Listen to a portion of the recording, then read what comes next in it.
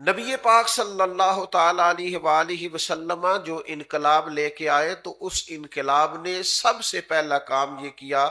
کہ یتلو علیکم آیاتنا ویزکیکم، محبوب تم پر آیات قرآن مجید کی تلاوت کریں گے اور تمہیں پاک کر دیں گے۔ نبی پاک علیہ السلام نے نہ پاکیزگیاں عطا کی، حضور ظاہری پاکیزگی کو بھی بڑا ہی پسند فرماتے۔ ایک شخص کے بال الجھے ہوئے دیکھے اور اس کی حالت بکھری ہوئی دیکھی تو محبوب نے بلا کے فرمایا تم پر تو اللہ کا بڑا فضل ہے یا رسول اللہ، بڑی رحمت ہے۔ تو فرمایا پھر عمدہ لباس پہنو، پھر اپنے ان بالوں کو اچھے طریقے سے ان میں کنگھی کرو۔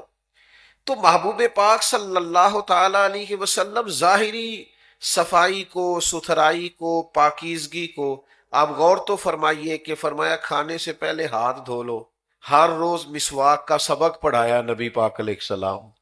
خوشبو کو پسند فرمایا نبی پاک نے۔ سفید لباس سب سے زیادہ اجلا ہوتا ہے تو سفید لباس کو محبوب رکھا نبی پاک نے۔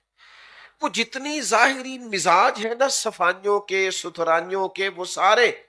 محبوب نے اس طرح لوگوں کے ذہنوں میں اتارے کہ کریم فرمانے لگے صفائی تو نصف ایمان ہے، یعنی شرط ہے نماز کے لیے، شرط کہ آپ کے کپڑے بھی صاف ہوں، پاکیزہ ہوں، اور آپ کا وجود بھی پاکیزہ ہو، اور جس جگہ آپ نماز پڑھ رہے ہیں وہ جگہ بھی پاکیزہ ہو۔ ہم لوگ پتہ کیا کرتے ہیں، ہم شادیوں پہ مہنگے جوڑے پہن کے جاتے ہیں، نماز کے لیے رات جس لباس میں سوئے تھے اسی کے لیے چلے جاتے ہیں۔